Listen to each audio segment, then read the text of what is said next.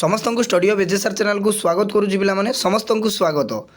तो आज भिडियो मैंने आलोचना करवा पे आईटी सिलेक्शन प्रश्न बुझील तो आईटी सिलेक्शन प्रश्न 2026 बोर्ड परीक्षा पाई। तो पे फाइनाली मुझे तुमने कही डिसेम्बर मास सुधा बुझील तो डिसेम्बर मास सुधा ऑल सब्जेक्टर सिलेक्शन प्रश्न गुड़िक पे अपलोड करदेवी तापर आमर माराथन क्लास गुड़िक चलो बोर्ड परीक्षा बुझील तो कहीं मैक्सिमम कॉलेज रे आम जी देखा इंटरनाल एग्जाम गुड़िक सरीगला अलरेडी ना कि पिलामानंकर कमेंट उपर कमेंट जे सार बोर्ड परीक्षा क्लास आणतु तो निश्चित भाव में पे प्रथम जानुआरी अर्थात 2026 जितेबाला प्रवेश करिवो पिला माने 2026 प्रथम जानुआरी ठारू आमर कंटिन्यू बोर्ड परीक्षा पिला माने क्लास करवा जमारू वरीड हो नहीं से तुम मैंने जिते पारुच सांगसाथी मानू सेयार करूँ कहीं जिते सांगसाथी मानू सेयार कर जिते तुम मानकर रेस्पॉन्सिबिलिटी रहिबो वीडियो देखिबार आग्रह पाठ पढ़िबार इच्छा जदि अधिक रहिबो तो पिला माने आमे तुरंत बोर्ड परीक्षा क्लास आनिबा बुझिला तो बोर्ड परीक्षा तुरंत आमे क्लास आनिबा पूरापूरी फुल स्ट्राटेजी सहित तुम मानू केमिति पढ़िबो ए जो 1.5 मास किंबा मासे रहिला पिला माने बुझिला तो 1 मंथ जो रहिला एग्जाम को तो केमिति पढ़िबो पूर्व आमे तापर स्ट्राटेजी आनिबा तापर जाइके आमे क्लास गुड़िक आरंभ करिबा बुझिला तो केमिस्ट्री खाली पिला माने बाकी रही सिलेक्शन प्रश्न साइंस पिला मानकर अपलोड करदेवी खूब शीघ्र देन ऑप्शनल संस्कृत आसीजिवो पिला माने सिलेक्शन बुझला तो ऑप्शनल संस्कृत आसजिवो आउ जो सब सब्जेक्टर पिला माने सिलेक्शन प्रश्न देखी ना काइंडली पिला माने प्लेलिस्ट को जाइकी बुझला तो प्लेलिस्ट को जाइकी शीघ्र शीघ्र सिलेक्शन प्रश्न देखी दिंतु कहीं 100% से सिलेक्शन पड़ो ही पड़ो बुझला तो 100% पड़ो ये ग्यारंटी तुमको दूसरी तो पड़ो ए वर्ष पिला माने 2026 बोर्ड परीक्षा से प्रश्न पूरापूरी बोबाल हम है ना कि एग्जाम पूरा बोबाल हम जी देउची मु पढ़ंतु भल भाव में देखिए डेफिनेटली एग्जाम रे आसीबो। तो आज पिला माने arts science commerce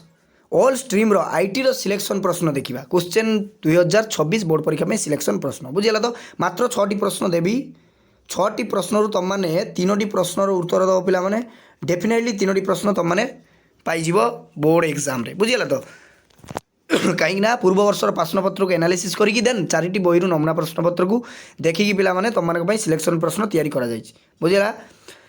then dedicatedly जी पे +2 बोर्ड परीक्षा पढ़ापढ़ी करने चाहते देन चैनल को एवं सब्सक्राइब कर ऑल नोटिफिकेशन ऑन करने जमार पे भूलु ना कहीं आग को बहुत इंपोर्टाट क्लास आसो माराथन क्लास आसो महामाराथन आसो सबकि VST प्राक्ट करवा पे फुल दम रे प्रिपरेशन करवा +2 बोर्ड एग्जाम तो चलते बेस नोट प्रथम प्रश्न कौन रही सिलेक्शन प्रश्न तो रही पे देखो explain in detail about different बुझीला तो एक्सप्लेन कर वर्णना कर का विषय रे डिफरेंट अर्थात भिन्न भिन्न टाइप प्रकार भेद ऑफ टोपोलॉजी बुझीला तो टोपोलॉजी वेरी वेरी इंपोर्टेंट पिला माने वेरी वेरी इंपोर्टेंट रहिबो ए वर्ष पई टोपोलॉजी पर तुम माने डिफरेंट तार एक्सप्लेन करिवो वर्णना करिवो एवं तार प्रकार भेद आलोचना करिवो। नेक्स्ट प्रश्न देखिबा एक्सप्लेन इन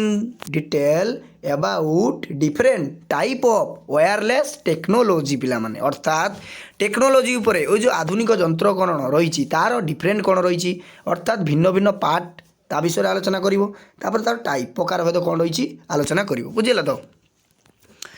तापर नेक्स्ट प्रश्न रही email and it is advertisement and limitation बुझीला तो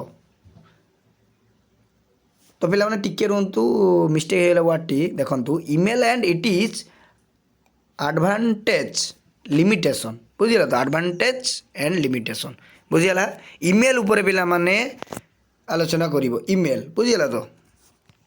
नेक्स्ट प्रश्न रही explain different types of accesses बुझीला तो स्पेसिफायर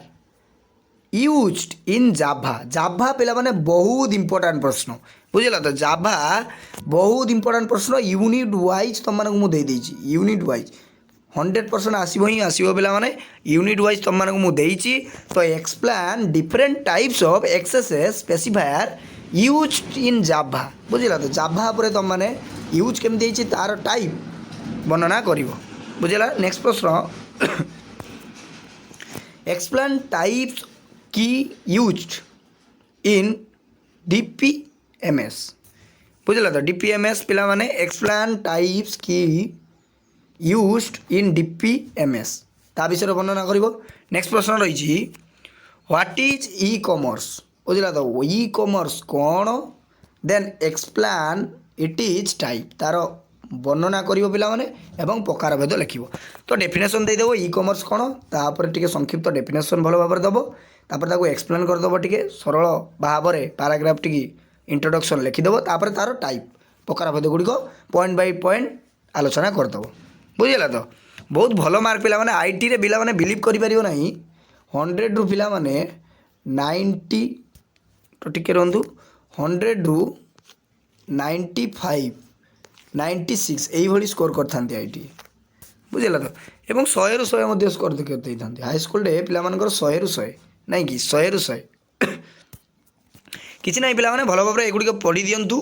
ଡେଫିନେଟଲି ପରୀକ୍ଷାରେ ଆସିଯିବ ଏ ପ୍ରଶ୍ନ ଗୁଡ଼ିକ। ବୁଝିଲା ତ? ତ ଆଜି ପାଇଁ ଏତିକି ପିଲାମାନେ ରହିଲି। ସମସ୍ତଙ୍କୁ ସାଧୁବାଦ, ଥ୍ୟାଙ୍କ ୟୁ। ଏବଂ ସମସ୍ତ ସାଙ୍ଗସାଥିମାନଙ୍କୁ ପିଲାମାନେ ସେୟାର କରିବା ପାଇଁ ଜମାରୁ ଭୁଲନ୍ତୁ ନାହିଁ। ଆଗକୁ କ୍ଲାସ୍ ଆମର ଆରମ୍ଭ ହୋଇଯିବ ବୋର୍ଡ଼ ପରୀକ୍ଷା ପାଇଁ ମାରାଥନ୍ ଗୁଡ଼ିକ। ତେଣୁ ଯେତେ ତୁମମାନଙ୍କର ସାଙ୍ଗମାନଙ୍କର ରେସ୍ପନ୍ସିବିଲିଟି ଆସିବ, ତେଣୁ ଆମେ ଶୀଘ୍ର ଶୀଘ୍ର କ୍ଲାସ୍ ଆରମ୍ଭ କରିବା। ରହିଲି, ସମସ୍ତଙ୍କୁ ସାଧୁବାଦ, ଥ୍ୟାଙ୍କ ୟୁ, ଧନ୍ୟବାଦ।